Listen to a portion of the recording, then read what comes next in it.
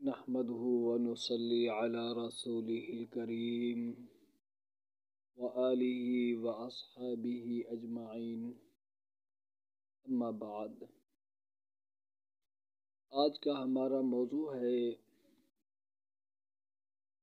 جنات کی پٹائی کرنے کے حوالے سے۔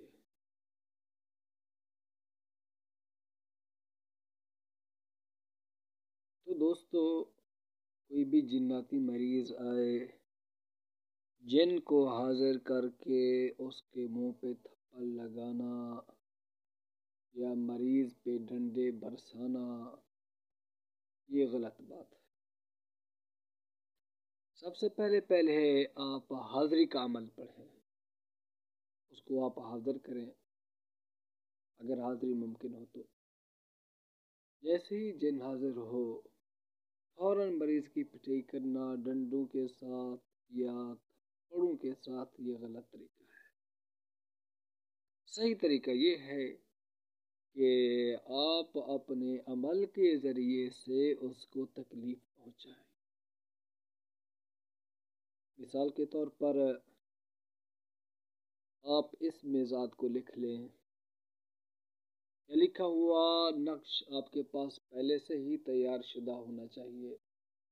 66 بار اس میں ذات لکھی ہوئی ہو، یا پھر یوں ہے کہ اس میں ذات کا مثلث آتشی چال کے اندر بنا ہوا ہو۔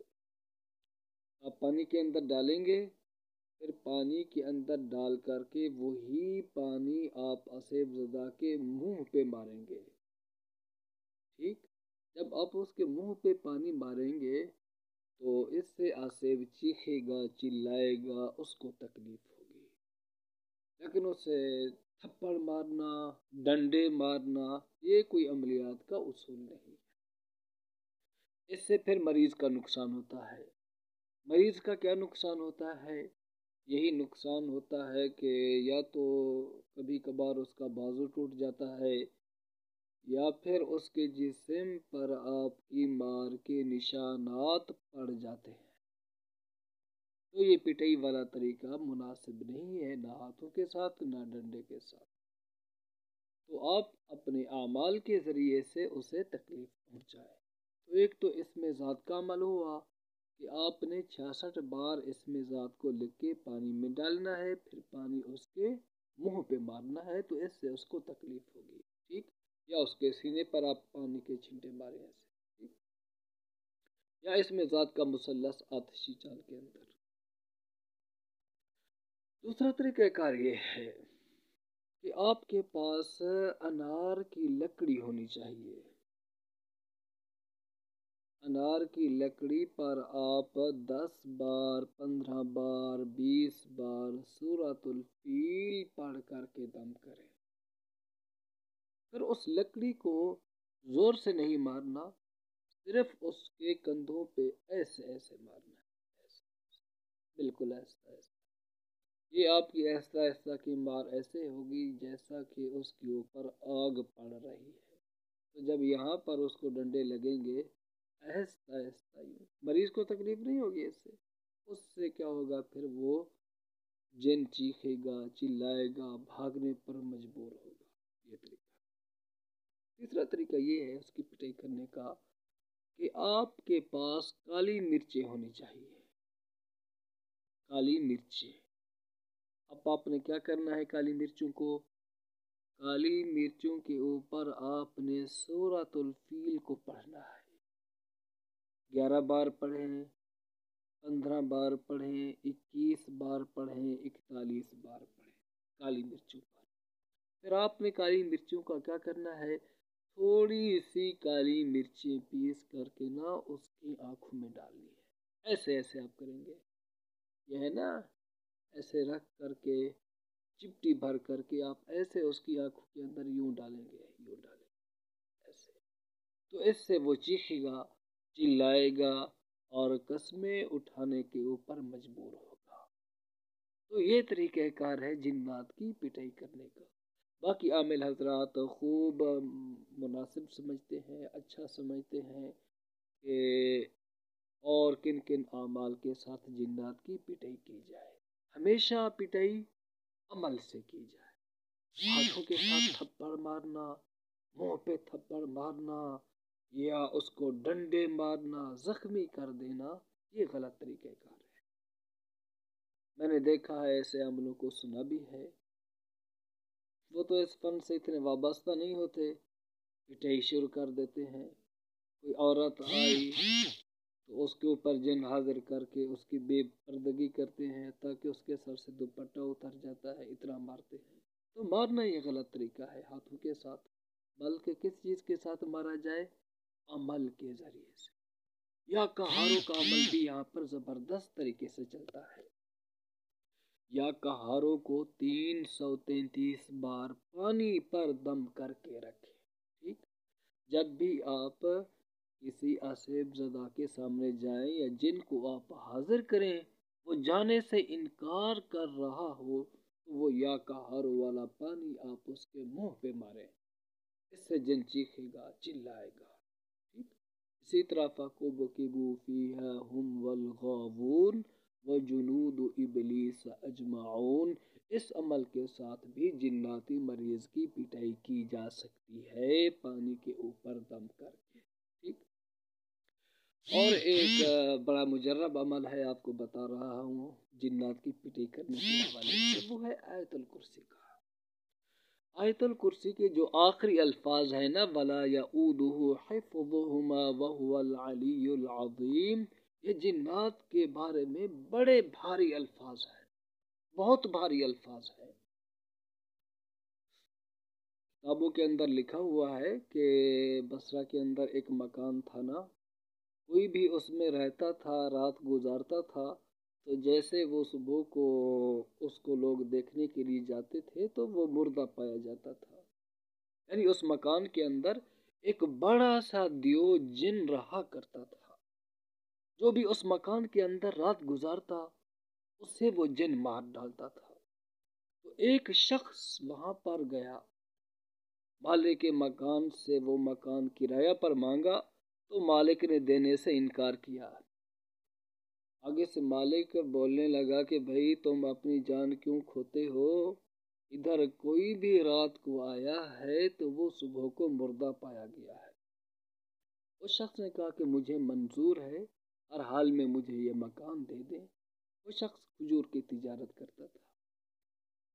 तो जब वो मकान उसको मिल गया तो रात की तारीकी हुई, तो रात के अंधेरे के अंदर देखता है कि एक स्याह फाम शख्स मेरे पास आ गया है। उसकी आंखों से आग निकल रही थी। ऐसी हालत में आ गया। जिन्नात होते भी ऐसे हैं, मैंने भी देखे हैं कि उनकी आंखें क्या होती हैं, आग की तरह होती हैं, जैसे आग के अंगारे होते हैं, इस तरह उनकी आंखें होती हैं। तो उसकी आंखों से आग बरस रही थी। जब वो मेरे पास आया तो मैंने आयतुल कुर्सी का विर्द शुरू कर दिया। वो भी आमिल जिन था, उसने भी आयतुल कुर्सी आगे से पढ़ना शुरू कर दी। जब मैं पहुंचा वला यऊदुहु हिफ्ज़ुहुमा व हुवल अलियुल अज़ीम पर, तो मैंने तो इसको पढ़ लिया, लेकिन वो आमिल जिन इस अल्फाज को, इस आयतुल कुर्सी के आखिरी हिस्से को नहीं पढ़ सका। तो मैं मुसलसल इसको पढ़ता रहा, पढ़ता रहा, पढ़ता रहा, पढ़ता रहा। कुछ देर के बाद वो तारीकी फिर चली गई। फिर मुझे कोई चीज़ महसूस नहीं हुई। मैंने रात गुजारी पूरे अमन और सुकून के साथ। जब सुबह को उठता हूँ तो देखता हूँ कि वहां पर राख पड़ी हुई थी। मैंने सोचा कि पता नहीं ये क्या हो गया, किसके जलने की ये राख है।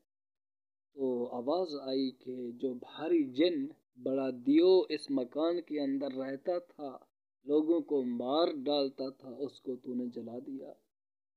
फिर वो शख्स कहता है कि मैंने सवाल किया कि किस चीज से जलाया, तो जवाब मिला वला यऊदुहु हिफ्ज़ुहुमा व हुवल अलियुल अज़ीम से जलाया।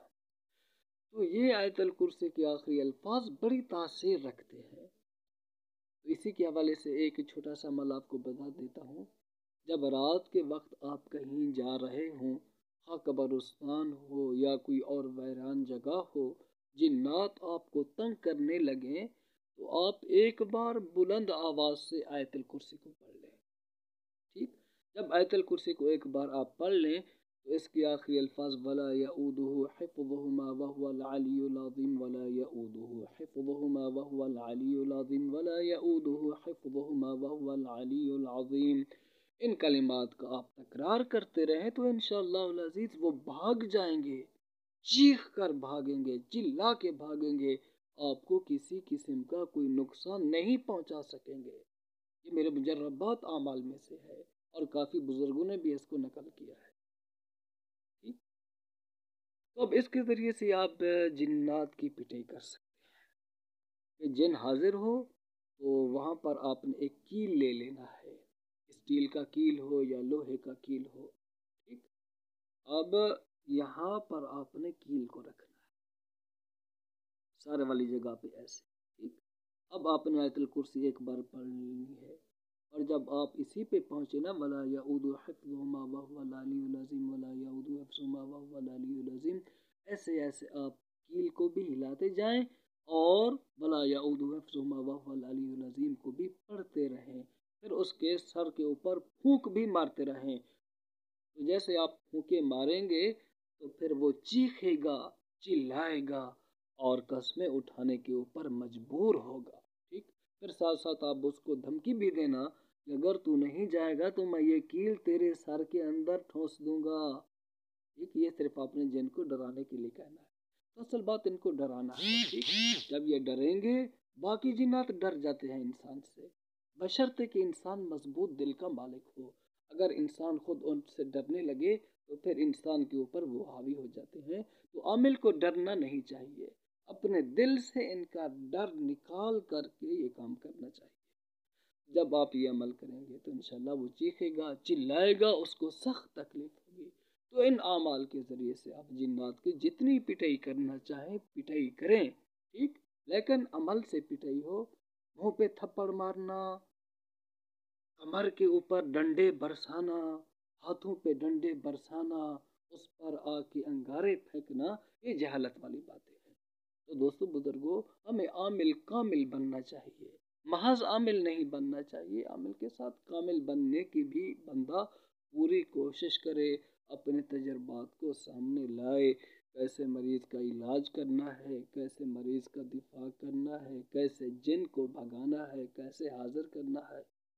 تو اس موضوع کے اوپر انشاءاللہ تعالی تفصیلی ویڈیوز آتی رہیں گے۔ اللہ رب العالمین ہم سب کو عمل کی توفیق عطا فرمائے۔ السلام علیکم ورحمۃ اللہ وبرکاتہ۔